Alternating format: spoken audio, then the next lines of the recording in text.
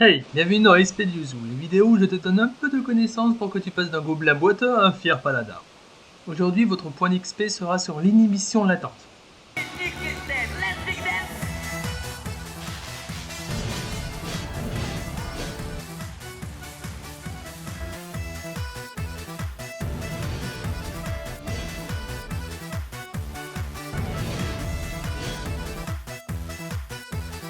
Souffre donc contre nous.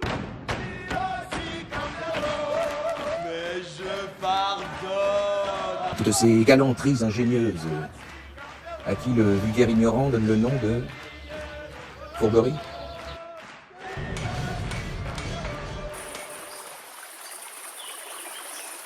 Vous avez sûrement déjà entendu ce terme avec plus ou moins d'exagération et de trucs faux.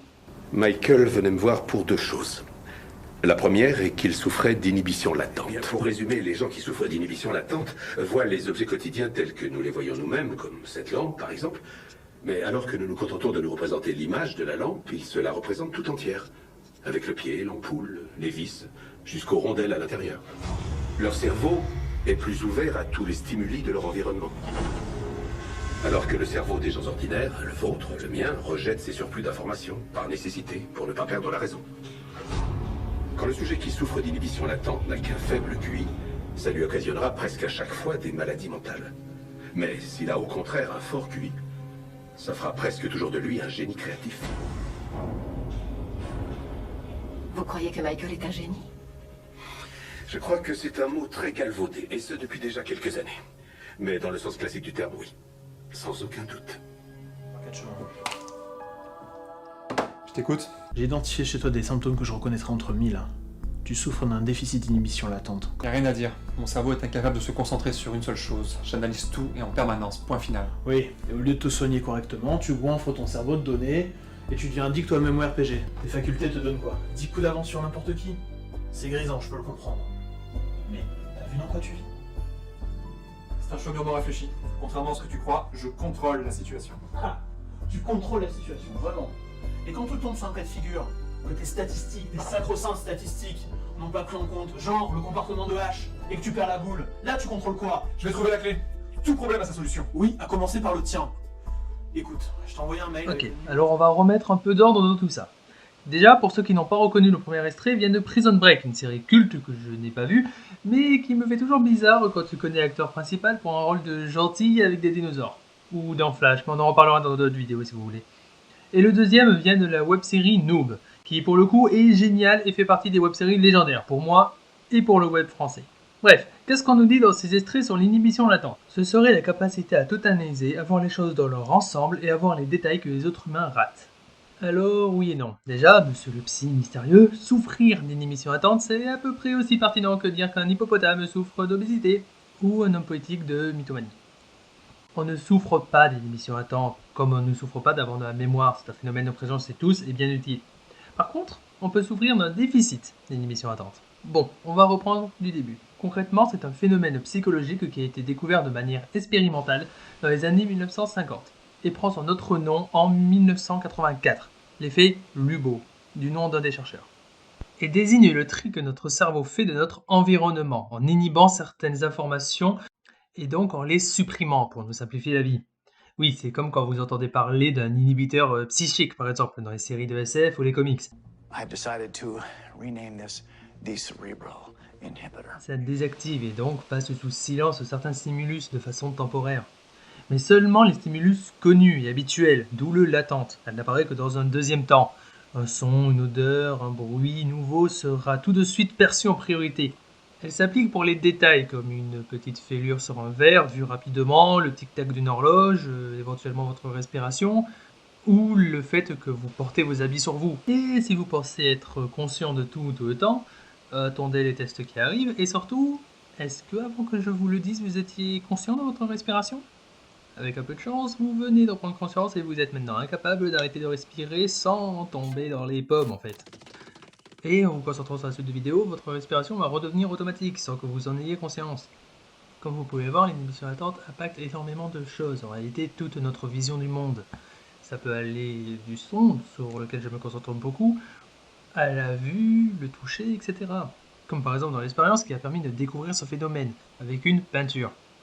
Pour cette expérience, on prend 2 rats. À l'un, on lui montre une forme peinte, à l'autre, rien du tout. Puis, on prend ces 2 rats qui doivent interagir avec la peinture pour avoir une récompense. Eh bien, le rat qui a vu déjà la peinture aura plus de mal à comprendre qu'il faut l'utiliser, car il y fera plus attention. Ce qui est logique, vu que la première fois qu'il a vu cette peinture, il n'a rien eu, il n'a pas interagi avec, ou en tout cas il n'a pas eu de récompense, c'était un phénomène inerte, c'était une peinture qui ne servait à rien. Donc la deuxième fois, il n'a aucune raison d'y faire attention. Ce qui fait que dans ce cas, l'inhibition latente est un défaut, puisqu'il aura moins rapidement la récompense, voire pas du tout. Le pauvre. Regardez-moi cette bouille adorable.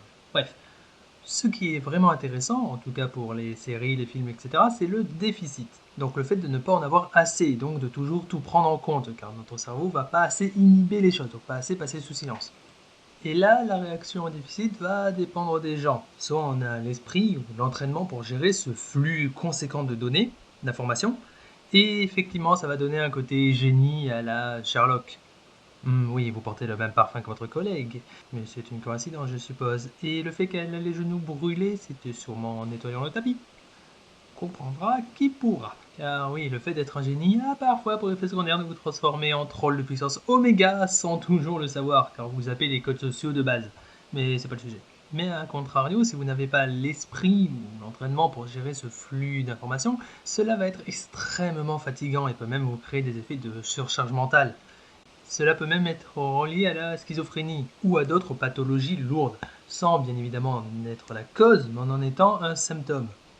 Et oui, pour vous montrer à quel point c'est fatigant, avec la magie de montage, je peux vous forcer à entendre plusieurs sons en même temps, les sons que normalement vous oubliez, vous vous inhibez. Et au passage, où en est votre respiration ? Bien, on va commencer avec un son ambiant de circulation.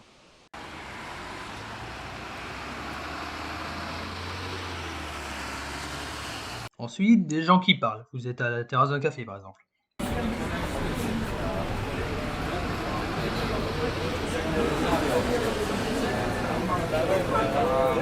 Évidemment, vous parlez avec une personne, donc vous vous concentrez sur ses paroles pour les comprendre. Et vous pouvez changer de personne pour écouter différentes conversations, mais vous ne pouvez pas en écouter plusieurs en même temps, à moins d'un entraînement particulier. Mais pour être gentil, je vais vous laisser la même personne. Donc, que les choses soient claires, je ne dis pas que le film sera mauvais. Il peut être sympa, et il a plus de chances de pas être terrible que d'être une sombre merde.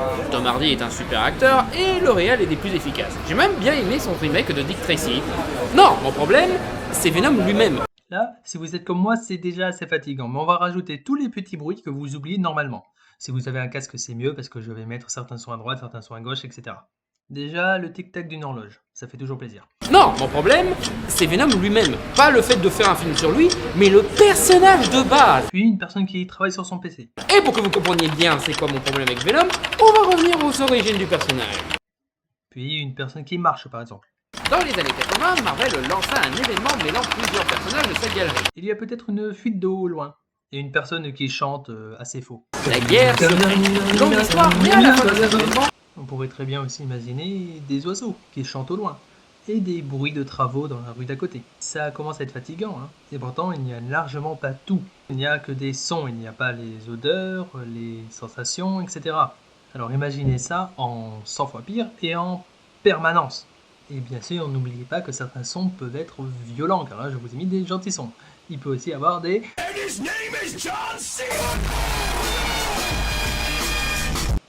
Et il y aurait aussi le cas entre les deux. Ce flux de données ne va pas vous transformer en génie, mais va booster votre créativité et votre esprit de création. Comme par exemple avec ces deux musiques qui font comme mon mélange de sons infâmes, mais en version bien faite, agréable et artistique.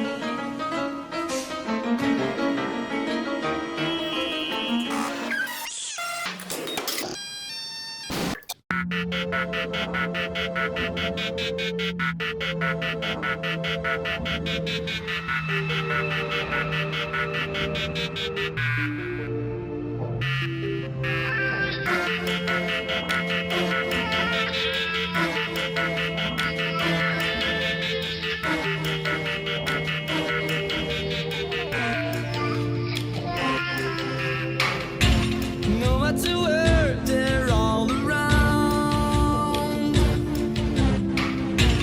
crashing the rocks, screeching metal. I dream of this and night sounds. Whoa. Maybe you're up there. La plus connue est City's Life, Shake It Out de Steven Reich. Oui, mon accent anglais est catastrophique. Qui a pris des bouts de bruit de ville pour en faire une chanson très agréable, que j'écoute à l'écriture d'ailleurs. Des sons que normalement on oublie, on inhibe. Vous pouvez entendre un crieur public, des portes de voiture, des sons de circulation, etc.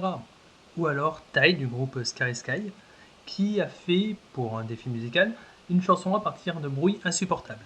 C'est un peu hors sujet, je ne dis pas qu'ils ont peu d'inhibition latente évidemment, c'est juste qu'ils ont utilisé leur créativité avec des bruits généralement supprimés. Et je trouvais ça intéressant.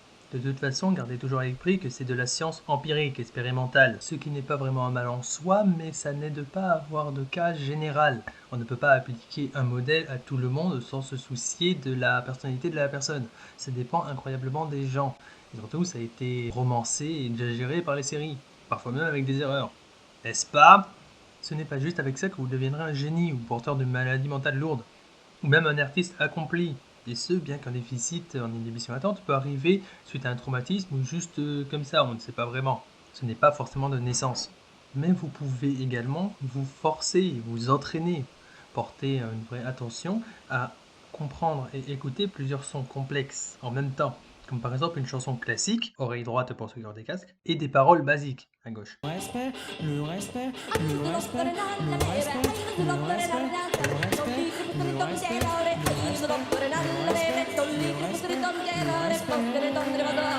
Comme vous le voyez, en vous forçant, en vous concentrant, vous pouvez entendre, comprendre, écouter les deux en même temps et passer de l'un à l'autre. Maintenant la même chose mais sans différenciation oreille droite, oreille gauche.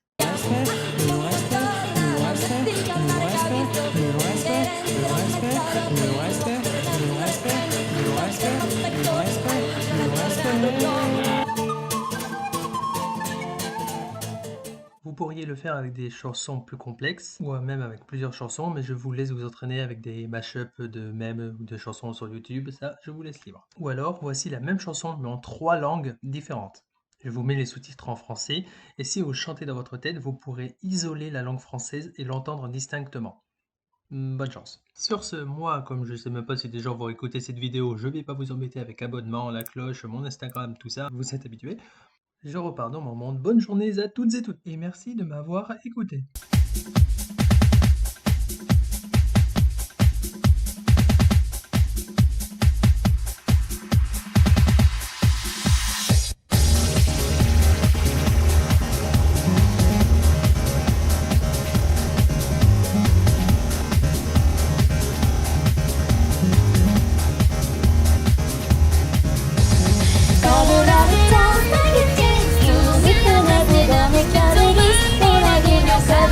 Make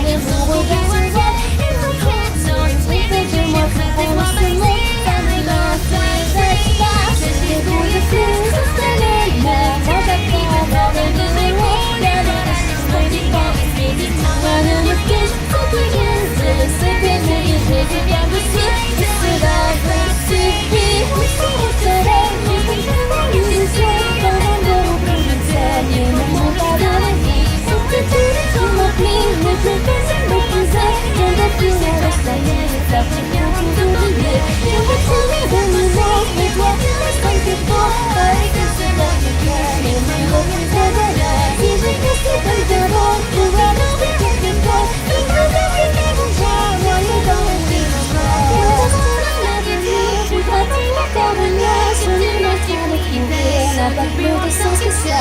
Pourquoi renverser mon style? Je veux me sécher souffrir de la joie de ta vie. S'il vous plaît, et pas de mal. Ne mettez de vous force, pas de l'avenir en plan. La mairie de mes prénoms, mes personnes, mes besoins. Si je veux que c'est pour changer,